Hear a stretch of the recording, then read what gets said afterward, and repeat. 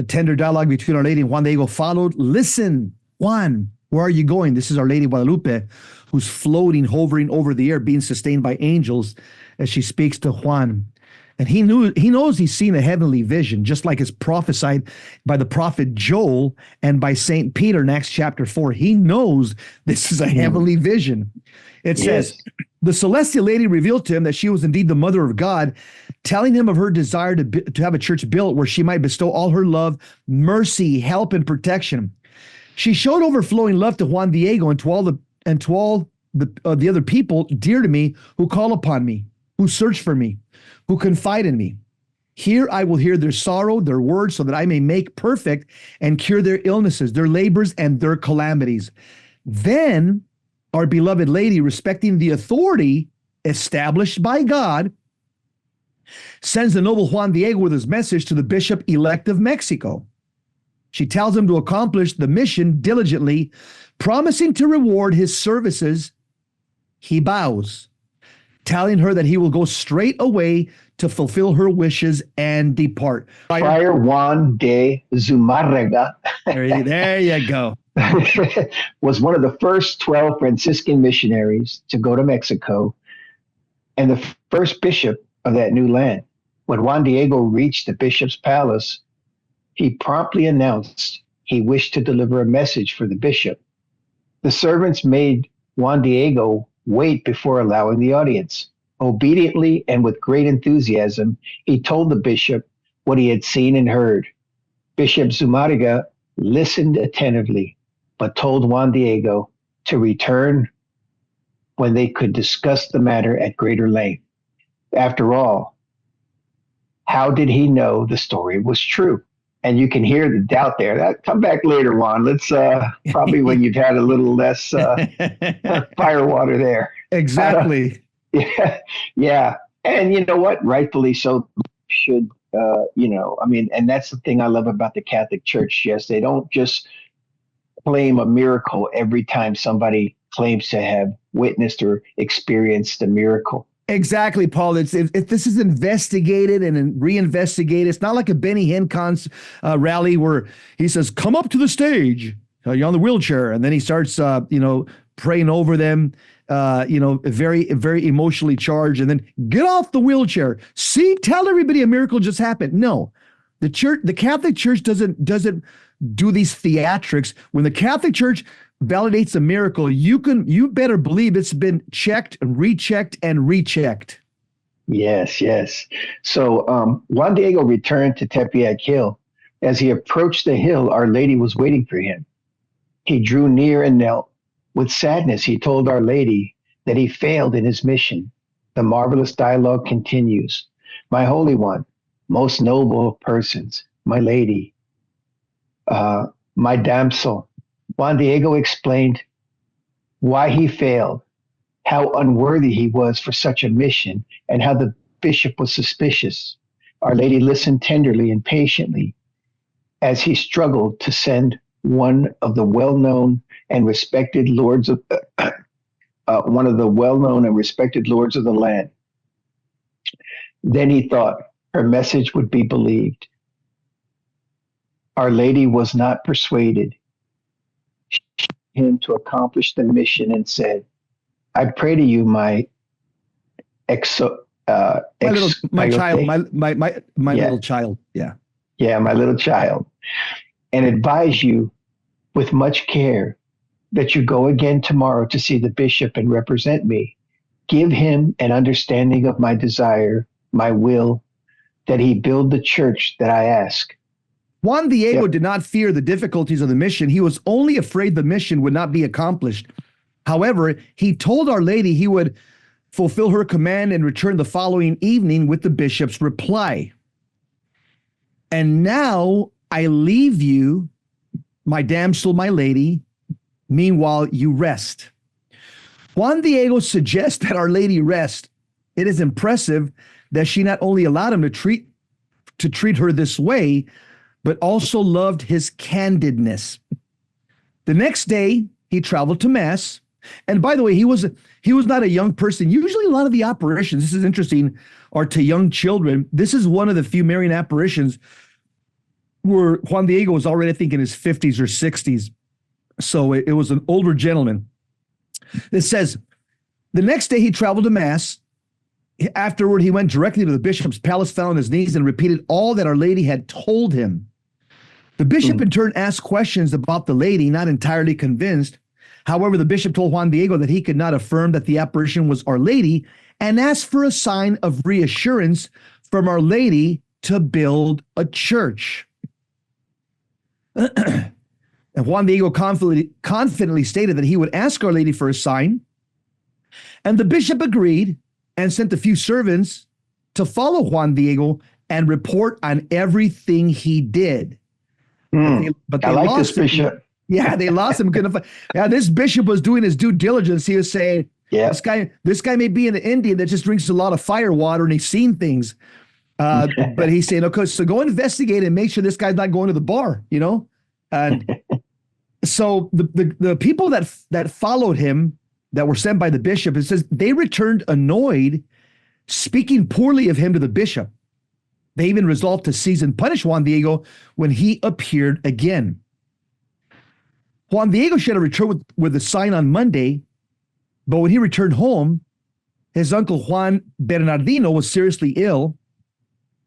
His health worsened throughout Monday night, and on early Tuesday morning, asked Juan Diego to call a priest.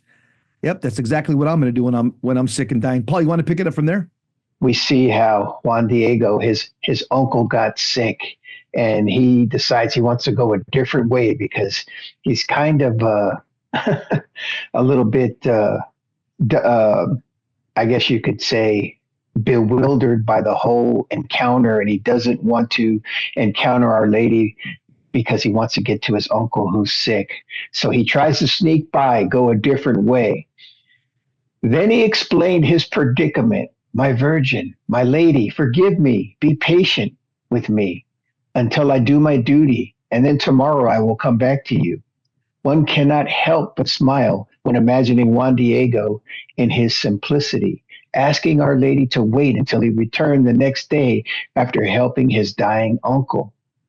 The Mother of God responded affectionately, do not be frightened or grieve, or let your heart be dismayed. However, the illness may be that you speak of. Am I not here? I who am your mother, and is not my help a refuge? She told him his uncle was already cured. Juan Diego rejoiced and asked her to give him the sign that the bishop wanted. And he asked her to give him the sign that the bishop wanted. She told him to go to the hilltop and cut the flowers he would find. Then he was to bring them back to her. It was November, and only cacti and a few other sparse plants grew on the hill. However, Juan Diego found Castilian roses in abundance there and delighted in their fragrance. Wow, Jess. Now, there's one miracle, because I've read in other accounts that there was snow at that time in Mexico in December. And of course, all of us know that roses don't bloom in the snow, especially roses from Spain, Castilian roses. He carefully cut several, wrapping them in his tilma or cloak made of cactus fiber. He returned to Our Lady, and she tenderly arranged them inside the tilma with her own hands and commanded him to go to the bishop and show him the sign he was waiting for. She also told him not to open his tilma for anyone but the bishop. He made haste to Bishop Zumaraga, confident now that he would accomplish Our Lady's designs. Along the way, the wonderful fragrance of the roses pleased. At the bishop's palace, he was left waiting for a long time. The servants saw him as a nuisance and made him wait until very, very late, and even demanded to see what was in the tilma. Because he refused to show them, they pushed and knocked him about. Can you imagine going to the rectory, you want to see the pastor or the bishop, and you get beat up by employees? Yeah, exactly. Oh, gosh. When he perceived he would not see the bishop unless he showed them something, he let them peek, tilma, seeing and smelling the celestial roses. The servants made 3 attempts to take some. At each attempt, The roses miraculously became part of the tilma as if they were painted. With this, they ushered Our Lady's ambassador in to see the bishop. Juan Diego knelt down and began to explain all he saw and heard from Our Lady. The bishop listened intently. Yeah. Go ahead. To prove what he said was true, he untied his tilma and let the roses fall to the ground. Those watching fell to their knees in silent amazement. Miraculously imprinted on the tilma was Our Lady's perfect image, recalling their disbelief and mistreatment of the Blessed Mother's ambassador. The servants were ashamed. Bishop Zumarraga tearfully took the tilma from Juan Diego, placed it in his private chapel, and entreated Juan Diego to stay with him for the night in the palace. The next day, when the crowd following behind him, the two went to the site Lady wanted her church built. Juan Diego gave a detailed account of the apparitions to see Juan Bernardino and check on the state of his health. Yeah, that was his uncle. I'm gonna take a guess, Jess, and tell you he was amazingly cured. Let's see. Juan Bernardino was surprised to see his nephew, Juan Diego, accompanied by the bishop, Zumarraga, and a crowd of admirers. Naturally, he asked what was happening. The miracle was told again, and Juan Bernardino, the uncle, acknowledged that he was cured. He said, Our Lady appeared to him and cured him. She told him of her desire to be called Santa Maria de Guadalupe. Guadalupe in Spanish corresponds phonetically to Huatzlecoche in Nahuatl, which means I smash the serpent with the foot. That's what Guadalupe means. Guadalupe means I smash the serpent with the foot. Can anybody hearken to Genesis 3:15? Yes, and if the serpent had a grip on any culture, it was the Aztec culture. Oh. And Our Lady came in and literally throws the serpent down and crushes his head. And converted that culture into a Christian convert. Civilization. Yes. Mexico it became a Christian civilization where the battle cry for centuries, and even to today, is Viva Cristo Rey. And this is why the devil continues to attack Mexico with the cartels and with socialism, because Mexico, just like Israel, is a very special part of planet Earth, where Israel, God walked for 33 years. Mexico, Our Lady walked there. She placed her feet on that land. Very special place. Jess, if you really look at the track record of the devil and his imps, they tend to attack viciously the holy. Anything that, whether it be a saint like Saint Padre Pio or other people, the devil just, has this disdain for. And so Mexico as a country, received this extraordinary grace from the Mother of God, one of the arch enemies of the devil. And so the devil is working overtime to try to reclaim this lost ground. Amen. You nailed it.